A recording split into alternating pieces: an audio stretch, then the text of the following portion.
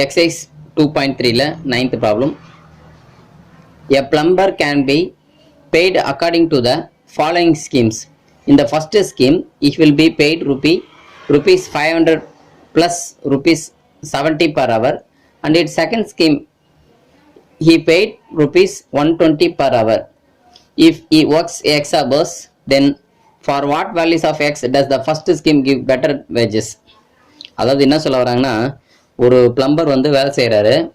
அவருக்கு ரெண்டு விதமான கூலி வந்து கொடுக்குறாங்க. ஃபர்ஸ்ட் ஆப்ஷன் என்ன கொடுக்குறாங்கன்னா, அவருக்கு வந்து பார்த்தீங்கன்னா, அவர் எவ்வளோ ஃபர்ஸ்ட் ஸ்கீம் என்னன்னா, அவர் எவ்வளோ நேரம் வேலை செஞ்சாலும் சரி, ஸ்டார்டிங் அமௌண்ட் வந்து அவருக்கு 500 ரூபா கொடுத்துருவாங்க. அவர் வந்துட்டாலே 500 ரூபா கொடுத்தாகணும். ப்ளஸ் அதுக்கடுத்து அவர் வேலை செய்கிற ஒவ்வொரு ஹவருக்கும் 70 rupees கொடுக்கணும். 2 hours வேலை செஞ்சால் தான். அப்போ 2 ஹவர்ஸுக்கு வந்து 140 ப்ளஸ் ஒரு 500, அப்போ 640 rupees வந்து நம்ம அவருக்கு கொடுக்கணும். இதே செகண்ட் ஸ்கீம்ன்றது என்னன்னா, அவருக்கு 120. இப்போ 1 hour வேலை செய்யறாருன்னா வெறும் 120 rupees தான். 2 hours வேலை செஞ்சானா 240 rupees. ஸோ 3 hours வேலை செஞ்சாருன்னா 360 rupees. அவ்வளோதான், அது ஹவர்ஸ் மட்டும்தான். ஆனால் ஃபர்ஸ்ட் ஸ்கீம் வந்து பார்த்தீங்கன்னா, மினிமம் அமௌண்ட்டே 500 ரூபாய் கொடுத்துருவாங்க. அதுக்கு அடுத்தது ஒவ்வொரு ஹவருக்கும் 70 rupees கொடுப்பாங்க. சரிங்களா? இதில் வந்து பார்த்தீங்கன்னா, first scheme is give better wages. அதாவது இங்கே வந்து எவ்வளோ மணி நேரம் வேலை செஞ்சால் ஃபர்ஸ்ட் ஸ்கீம் வந்து பெட்டர், எவ்வளோ நேரம் வரலும் ஃபர்ஸ்ட் ஸ்கீம் பெட்டராக இருக்கும். ஒரு குறிப்பிட்ட ஸ்டேஜுக்கு அப்புறம் நமக்கு வந்து பார்த்தீங்கன்னா செகண்ட் ஸ்கீம் தான் வந்து பெட்டராக இருக்கும். சரிங்களா? இப்போ ஹவர்ஸ் வந்து கம்மியாக வேலை செய்யும்போது ஃபர்ஸ்ட் ஸ்கீம் பெட்டர். இப்போ 1 hour 2 hours வேலை செய்கிறோன்னு வச்சுங்களேன். ஸோ மினிமம் அவனுக்கு ஸ்டார்டிங் வேல்யூவே நமக்கு வந்து ஸ்டார்டிங் சேலரியே வந்து 500 கொடுத்துருவாங்க இல்லைங்களா? அவன் வந்துட்டாலே 500 கொடுத்துருவாங்க. ப்ளஸ் ஒவ்வொரு ஹவருக்கும் 70 கொடுப்பாங்க. இதுவே ஹவர்ஸ் அதிகமாக வேலை செய்யும்போது என்ன ஆகுனா, இந்த ஃபர்ஸ்ட் ஸ்கீமோட செகண்ட் ஸ்கீம் தான் பெட்டராக இருக்கும். சரிங்களா? ரைட், ஃபர்ஸ்ட் பாருங்க. Let number of working hours p x. எத்தனை மணி நேரம் வேலை செய்யறான் அப்படின்றத எக்ஸ்ன்னு எடுத்துக்கிறோம். இப்போ ஃபர்ஸ்ட் ஸ்கீம் என்ன அப்படின்னா, 500 ப்ளஸ் ஒரு 70x. அதாவது அவனுக்கு வந்து 500 கண்டிப்பாக கொடுத்துருவாங்க. ப்ளஸ் ஒவ்வொரு ஹவருக்கு வந்து பார்த்தீங்கன்னா 70 rupees. அப்போ 70x அது. சரிங்களா? 1 hour வேலை செஞ்சானா எக்ஸ் இருக்கிறதுல 1ன்னு சப்ஸ்டிட் பண்ணால் 500 ப்ளஸ் ஒரு 70. ஸோ அந்த மாதிரி. இதே செகண்ட் ஸ்கீம்ன்றது வந்து பார்த்தீங்கன்னா 120x. 1 hour வேலை செஞ்சால் எக்ஸ் இருக்கிறதுல 1ன்னு சப்ஸ்டிட் பண்ணும். 2 hours 2, 3 3 அப்படி சப்ஸ்டிட் பண்ணும். இப்போ என்ன கொடுத்துறேன்னா, ஃபர்ஸ்ட் ஸ்கீம் தான் வந்து பார்த்தீங்கன்னா பெட்டராக இருக்கணும்னு சொல்லியிருக்காங்க. ஃபர்ஸ்ட் ஸ்கீம் பெட்டராக இருக்கணும்னா அதோட வேல்யூ தான் அதிகமாக இருக்கணும். கரெக்டுங்களா? அப்போ அதுதான் கிரேட்டர் தான் எடுத்துக்கிறோம். 500 + 70x greater than 120x. So first scheme தான் வந்து பெட்டராக இருக்கணும் அப்படின்னு எடுத்துக்கிறாங்க. ஃபர்ஸ்ட் ஸ்கீமில் தான் அவனுக்கு அதிக இன்கம் வர மாதிரி எடுத்து சொல்கிறாங்க. சரி, முதல்ல இந்த 70 அப்படியே ரைட் சைட் கொண்டு போயிடலாம். -70x ஆகிடும். 120ல் 70x அப்டேட் பண்ணால் 50x. ஸோ 50x நமக்கு இந்த 50 வந்து லெஃப்ட் சைடு கொண்டு வந்து டிவைட் ஆகிடும். So 500/50 greater than x. இந்த 50 கேன்சல் பண்ணினா நமக்கு 10 வரும். அப்போது எக்ஸோட வேல்யூ 10க்கு மேலே. ஓகேங்களா? எக்ஸோட வேல்யூ வந்து பார்த்தீங்கன்னா இங்கே கொடுத்துருக்காங்க பாரு. என்ன கொடுத்துருக்காங்கன்னா 10 கிரேட்டர் தென் x. அதோட எக்ஸோட வேல்யூ வந்து 10 விட கம்மியாக இருக்கணும். 10 ஹவர்ஸ்க்குள்ள அவன் 10 மணி நேரத்துக்குள்ள வேலை செய்கிற மாதிரி இருந்தால் ஃபர்ஸ்ட் ஸ்கீம் பெட்டர். சரிங்களா? For less than 10 working hours first scheme give better wages. சரிங்களா? 10 மணி நேரத்துக்குள்ள வேலை செஞ்சானா அவனுக்கு வந்து எது பெஸ்ட் அப்படின்னு பார்த்தீங்கன்னா ஃபர்ஸ்ட் ஸ்கீம் பெஸ்ட்டு. ஒருவேளை 10 ஹவர்ஸுக்கு மேலே வேலை செய்கிறானா செகண்ட் ஸ்கீம் தான் பெஸ்ட்டு. ஸோ செகண்ட் ஸ்கீமில் தான் அவனுக்கு இன்கம் அதிகமாக வரும். சரிங்களா? ஸோ அதனால் 10 ஹவர்ஸ்க்குள்ளே வேலை செய்கிற மாதிரி தான் அவங்க என்ன கேட்குறான்னா, ஃபர்ஸ்ட் ஸ்கீம் பெட்டராக இருக்கணும் அப்படின்னா அவன் எவ்வளோ மணி நேரம் வேலை செய்யணும் அப்படின்னா 10 மணி நேரத்துக்குள்ளே வேலை செஞ்சானா ஃபர்ஸ்ட் ஸ்கீம் தான் பெஸ்ட்டு அப்படின்றத நம்ம இதில் வந்து கண்டுபிடிக்கும். அடுத்த 10th problem. A and B are working on similar jobs but their annual salaries differ by more than 600. If B earns rupees 27,000 per month, then what are the possibilities of A's salary per month? அதாவது AB ரெண்டு பேர் இருக்காங்க, working on similar job, their annual salary differ by more than 600. அதாவது 6,000. ஏவுக்கும் பிக்கு வந்து 6,000 ரூபாய் difference வருது. B earns 27,000 ரூபாய் வந்து பி ஏர்ன் பண்ணுறான். And what are the possibilities of a salary per month? அப்போ ஏவோட சேலரி என்ன அப்படின்னு கேட்குறேன். ரெண்டு பேருக்கும் வந்து பார்த்தீங்கன்னா ஆனுவல் டிஃபரன்ஸ் வந்து 6,000 அப்படின்னு சொல்லியிருக்காங்க. ஓகேங்களா? ஃபர்ஸ்ட் பாருங்க, பியோட சேலரி நமக்கு 27,000 அது கொடுத்துட்டாங்க. ஏவோட சேலரி நமக்கு தெரியல, அதை எக்ஸ்ன்னு எடுத்துடும். Difference in annual income. Annual வருஷத்துக்கு எவ்வளோ இன்கம், எவ்வளோ டிஃபரன்ஸ் அப்படின்னு பார்த்தீங்கன்னா 6,000 rupees.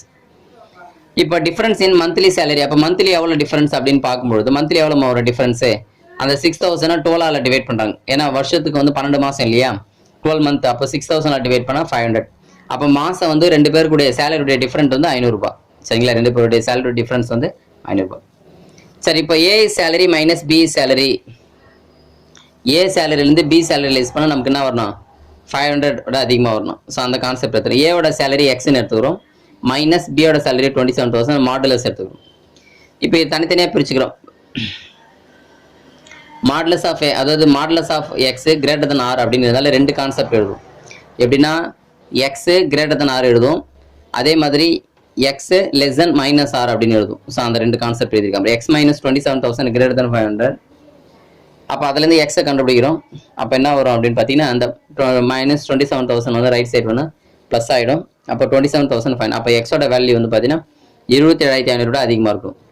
அதே மாதிரி இதில் வந்து பார்த்தீங்கன்னா மைனஸ் 27,000 அப்படின்னா ப்ளஸ் ஆகிடும். 27,000லேருந்து 500 லெஸ் பண்ணால் 26,500. அப்போது ஏவோட சேலரி என்னவாக இருக்கணும்னா ஒன்று 26,500 இருக்கணும், இல்லையா லெஸ் தென் 26,500 கீழே இருக்கணும், இல்லைனா 27,500 மேலே இருக்கணும், இல்லையா. ஏன்னா பியோட சேலரி வந்து 27,000 சொல்கிறாங்க, கரெக்டுங்களா. இவனோட மாதம் டிஃப்ரெண்ட் எவ்வளோ அப்படின்னா 500 டிஃப்ரெண்ட் அப்படின்னா ஏவோட சேலரி கண்டிப்பாக என்ன வரணும், இவனோட 500 கம்மியாக வாங்கணும், இல்லை இவனோட 500 அதிகமாக வாங்கணும். அதான மீனிங்கு. அப்போ இவனோட 500 கம்மினா என்ன ஆகும், நமக்கு 26,500 வரும். 500 அதிகம்னா 27,500 வரும், அவ்வளோதான். ஆனால் வருஷம் ஒன்ஸ் டிஃப்ரென்ஸ் வந்து பார்த்தீங்கன்னா 6,000. சரிங்களா, ஓகே. ஸோ நம்ம வந்து பார்த்தீங்கன்னா எக்ஸைஸ் வந்து 2.3 முடிச்சிட்டோம். அடுத்தது exercise 2.4. Construct A quadratic equation with roots 7 and -3. Roots கொடுத்துட்டாங்க. ரூட்ஸை கொடுத்துட்டு கன்ஸ்ட்ரக்ட் குவாட்ராட்டிக் ஈக்குவேஷன் கேட்குறாங்க. ரொம்ப ஈஸி. நம்ம வந்து பார்த்தீங்கன்னா இதில் ரெண்டு மெத்தட் சொல்லியிருக்காங்க, மெத்தட் 1 மெத்தட் 2 அப்படின்னு சொல்லிட்டு. மெத்தட் 1 என்ன அப்படின்னு பார்த்தீங்கன்னா, அதாவது எக்ஸோட வேல்யூ 7 அப்படின்னு எடுத்துக்கிறோம். அதே மாதிரி எக்ஸோட வேல்யூ வந்து -3. இதான் ரெண்டு வேல்யூ கொடுத்துருக்காங்க. அந்த +7 லெஃப்ட் சைடு கொண்டு வந்தா என்ன எக்ஸ் மைனஸ் 7 வரும். அதே மாதிரி இந்த -3 லெஃப்ட் சைடு வந்து எக்ஸ் + 3. இது ரெண்டுத்தையும் மல்டிப்ளை பண்ண, அதாவது ஃபேக்டர் ஃபார்முக்கு மாற்றிடும். ஃபேக்டர் ஃபார்முக்கு மாற்றிட்டு மல்டிப்ளை பண்ண ஆன்சர் அவ்வளோதான். பாருங்க, எக்ஸ் மைனஸ் 7 × எக்ஸ் + 3 = 0. இந்த எக்ஸ் எடுத்து மல்டிப்ளை பண்ண x² + 3x - 7x - 21.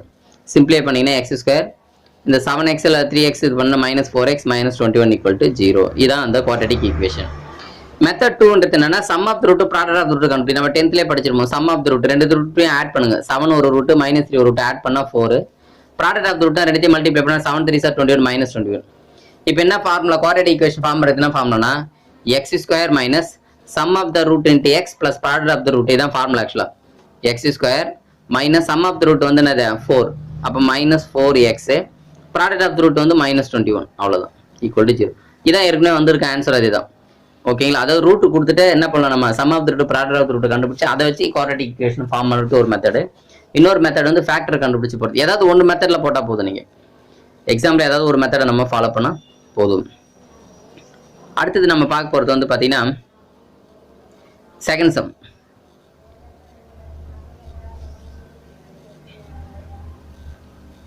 A quadratic polynomial has one of its zeros வந்து 1 + √5 and it satisfy p of 1 = 2. Find the quadratic polynomial. நல்லா புரிஞ்சு, ஒரு ரூட் கொடுத்துட்டாங்க, 1 + √5ன்றது ஒரு ரூட்னு கொடுத்துட்டாங்க. அதே மாதிரி இது என்ன சாட்டிஸ்ஃபை பண்ணுதுன்னா p of 1 = 2 அப்படின்றத சாட்டிஸ்ஃபை பண்ணுது. சரிங்களா, ரைட். இப்போ ஃபர்ஸ்ட் பாருங்களேன், always irrational roots are occurs in conjugate pairs. இன்னொரு மீனிங் என்ன தெரியுங்களா, 1 + √5ன்றது ஒரு irrational நம்பர்மா. ஏன்னா √5ன்றது ஒரு irrational நம்பர்.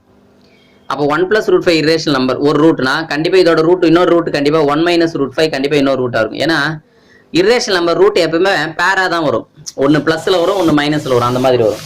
அதனால 1 + √5 வந்து ஒரு ரூட்னா அப்போ இன்னொன்று 1 - √5ன்றது இன்னொரு ரூட் அப்படின்றது நம்மளே எடுத்துக்கணும். சரிங்களா, ஏன்னா இப்போ கான்ஜுகேட் பேர்ஸாக வரும். அதாவது நெகட்டிவ் வர்றது இல்லை, கான்ஜுகேட் பேர்ஸ் என்ன அர்த்தம் தெரியுங்களா. இப்போ உதாரணத்துக்கு x + y வந்து ஒரு ரூட்னு வச்சுங்களேன். அப்போ x - y ஒரு ரூட். அதாவது அந்த சென்டரில் இருக்கிறதுனுடைய சைனை மாற்றிக்கணும், வேற ஒன்றும் இல்லை. +1 -1 அந்த மாதிரி. அவ்வளோதான், நம்ம ரெண்டு ரூட் கண்டுபிடிச்சிட்டோம், 1 + √5 1 - √5. இப்போ குவாட்ராட்டிக் ஈக்குவேஷன் கண்டுபிடிக்க ஈஸியாச்சு. முதல்ல நம்மளாம் சம் ஆஃப் தி ரூட் ரெண்டுத்தையும் ஆட் பண்ணுங்க. ஸோ ஆட் பண்ணும்போது இந்த √5 + √5 - √5 கேன்சல் ஆச்சு, 1 + 1 2. ப்ராடக்ட் ஆஃப் தி ரூட் பாருங்களேன், 1 + √5 1 - √5 மல்டிப்ளை பண்ணிங்கன்னு வச்சுக்க, a + b × a - b multiply பண்ணிங்கன்னா a² - b². a² 1² 1, √5² பண்ணால் ரூட் கேன்சல் 5, 1 - 5 -4. அவ்வளோதான். இப்போ நம்ம குவாட்ராட்டிக் பாலினாமியல் என்ன அப்படின்னு பார்த்தீங்கன்னா into x square minus sum of the root into x into product of the root. அப்போ sum of the x square minus sum of the root வந்து 2x 2, அதனால் மைனஸ் 2x, ஏன்னா இது ஃபார்முலாவில் வர minus already, plus product of the root வந்து -4, அவ்வளோதான். Into K ஏன் கொடுத்துருக்காங்க, அதான் அங்கே ப்ராப்ளமே. கே ஏன் எடுத்திருக்கோம் அப்படின்னா, அவங்க வந்து ஒரு கண்டிஷன் கொடுத்துறாங்க, P of 1 = 2, இந்த கண்டிஷனை சாட்டிஸ்ஃபை பண்ணணும் இல்லைங்களா. அப்போ அதில் சப்ஸ்டிட் பண்ணுங்க, இந்த ஈக்குவேஷனில் எங்கெல்லாம் எக்ஸ் இருக்கோ அங்கெல்லாம் 1ன்னு சப்ஸ்டிட் பண்ணுங்க. அதே மாதிரி P of 1, இப்போ இந்த இடத்துல எக்ஸ் இருக்கிற இடத்துல 1ன்னு சப்ஸ்டிட் பண்ண P of 1, அப்போ இந்த இடத்துல P of 1க்கு பதிலாக 2ன்னு சப்ஸ்டிட் பண்ணுங்க. இப்போ இந்த இடத்துல லெஃப்ட் சைடில் 2ன்னு சப்ஸ்டிட் பண்ணியாச்சு, ரைட் சைடில் கே இன்ட்டு இந்த இடத்துலலாம் என்ன பண்ணுங்க, 1 சப்ஸ்டிட் பண்ணிங்கன்னா 1 - 2 என்ன வரும், -6ன்னு வரும். அப்போ நம்ம கே தான் வேணும், -6 இந்த சைடு வந்து மல்டிப்ளை இருந்த மாதிரி டிவைடட், அப்போ 2/-6ன்னு வரும். ஓகேங்களா, 2/-6, அவ்வளோதான். ஸோ இங்கே கேவோட வேல்யூ வந்து 2/-, ஆக்சுவலாக 2/-6 இது 5 இல்லை, சாரி 2/- கரெக்ட் தான், ஏன்னா இது வந்து இங்கே 1 சப்ஸ்டிட் பண்ண 1 -2 -4, அப்போ என்ன ஆகுனா -6லேருந்து 1 போச்சுன்னா -5, கரெக்ட், -5 தான். அப்போ k = -2/5. அப்போ இந்த கேவோட வேல்யூ இதில் சப்ஸ்டிட் பண்ணிடு. இதுதான் அந்த குவாட்ரடிக் ஈக்குவேஷன். ஏன்னா இந்த கண்டிஷனை சாட்டிஸ்ஃபை பண்ணணும், அதான் முக்கியங்க. 1ன்னு சப்ஸ்டிட் பண்ணால் ஆன்சர் 2ன்னு வரணும். இப்போ இந்த கே விட்டுடுங்களேன், இந்த கேக்கு -2/5ன்னு போடாமல் நீங்கள் அப்படியே சப்ஸ்டிட் பண்ணி பாருங்களேன். 1ன்னு சப்ஸ்டிட் பண்ணால் உங்களுக்கு ஆன்சர் வந்து -5ன்னு வரும். அப்போ தப்பு தானே, நமக்கு என்ன வரணும், ஆன்சரை 2ன்னு வரணும். 1 சப்ஸ்டிட் பண்ணால் 2ன்னு வரணும், வரல. ஆனால் அதுவே முன்னாடி இருக்கிற கேவோட வேல்யூ வந்து -2/5 சேர்த்துக்குங்களேன், -2/5, இதோட வேல்யூ வந்து பார்த்தீங்கன்னா ஒரு -5. இப்போ பாருங்களேன், இந்த 5 அடிச்சிட்டோம்னு வச்சுக்க, -2, இப்போ கரெக்டாக வருது பாருங்க, P of 1 = 2. ஸோ அந்த கண்டிஷன் வந்து கரெக்டாக வந்து சாட்டிஸ்ஃபை பண்ணுது. அடுத்து வந்து பார்த்தீங்கன்னா தேர்ட் ப்ராப்ளம் பாருங்க. If alpha and beta are the roots of the quadratic equation, x² plus √2x plus 3 = 0, form a quadratic polynomial with zeros 1/α 1/β.